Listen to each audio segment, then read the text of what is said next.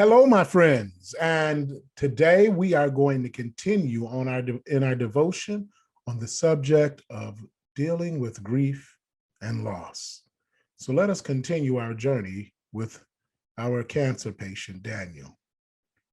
One day he was laying in his room, laying in the bed, and his wife comes in and she says, it's a beautiful day outside. Why don't you go for a walk with me? And Daniel just lays there in the bed under the covers. He says, no, I don't feel like it. And his wife says, Daniel, you haven't been out of the bed in days. It's a wonderful, beautiful day outside. The sun is shining, the birds are chirping, and you are in this dark room. You don't even open the blinds so that light can come in. And then he says, I just want to be left alone. Just leave me alone and let me be to myself. See, what Daniel is dealing with at this point is the stage of grief known as depression. Now, first of all, I need to make a statement here that when I'm talking about depression, I am talking about an emotional form of depression. I am not talking about clinical depression. We're talking about two different things. See, clinical depression is something that can be caused for various different reasons. It could be that there could be physical reasons for that depression. That there could be things that are going on in the brain that cause that depression. This is depression that is brought on specifically by circumstances. I am not talking about clinical depression. Now, granted, this depression as well as clinical depressions are types of depression that might require seeking professional help.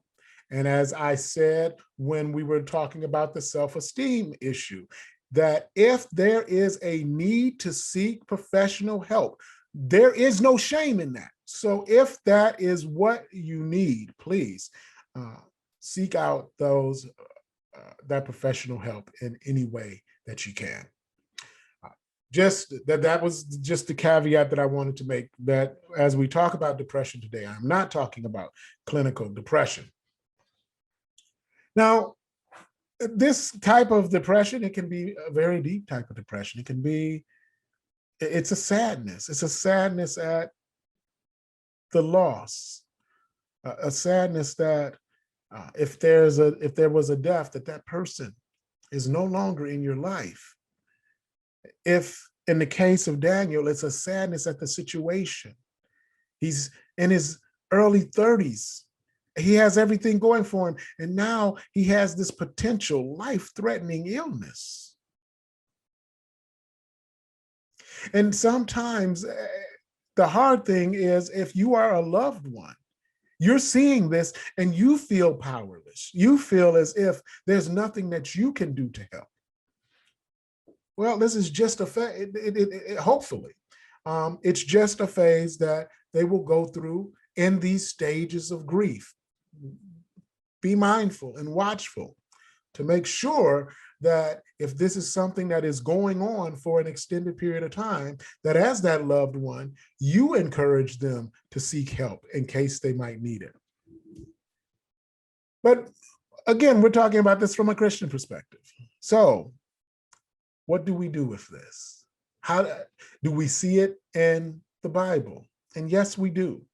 Let's go to a passage from Genesis.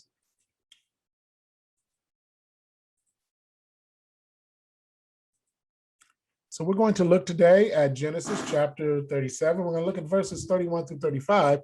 And this is where Joseph's children, his sons, Joshua's children, Jacob, I'm going to go through every J in the Bible. This is where Jacob's children convince him, his older children, convince him that his youngest son, Joseph, is dead. And this shows how Jacob goes into depression over the death of his son. Then they got Joseph's robe, slaughtered a goat, and dipped it in a robe Dip the robe in blood. Now, before we go any further, let me just give you the quick backstory. So Joseph has 11 brothers.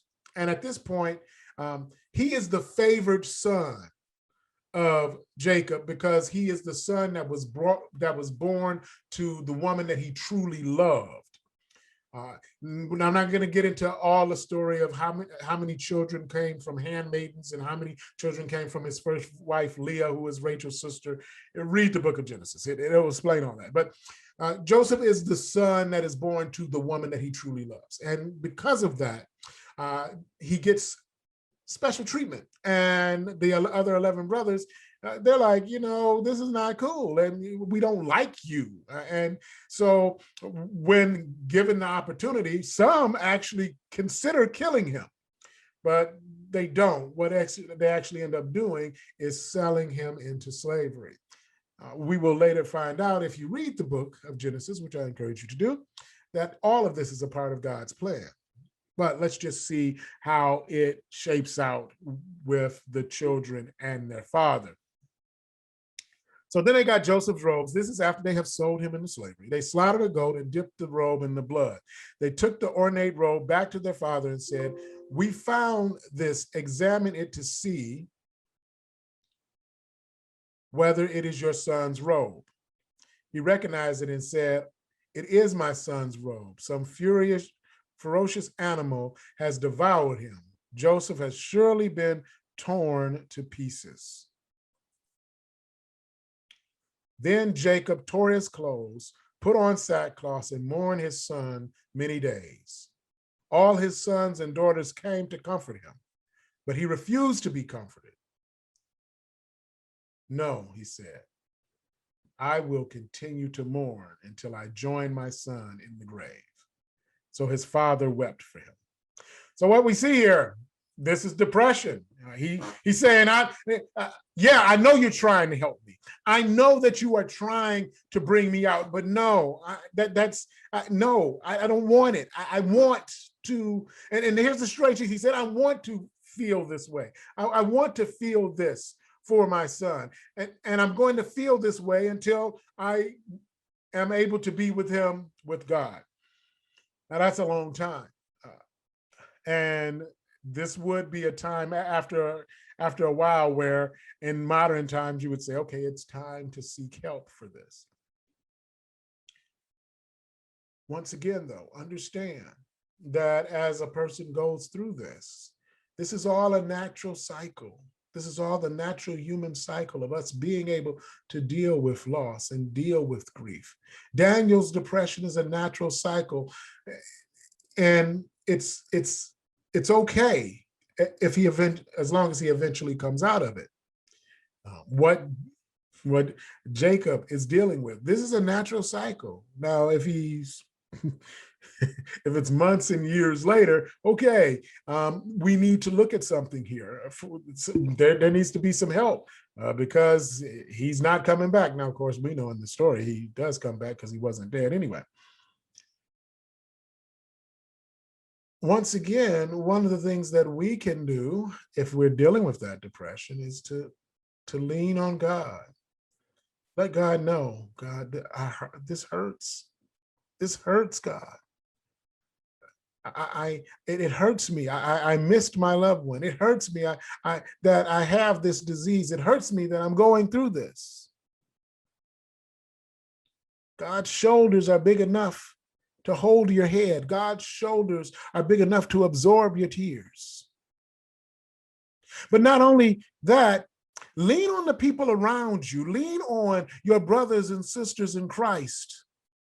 Pick up the phone, have a confidant, have someone that you can talk to that is willing to hear you, to hear the difficulties that you're dealing with, to hear the hurt and the pain, and is just willing to be there for you.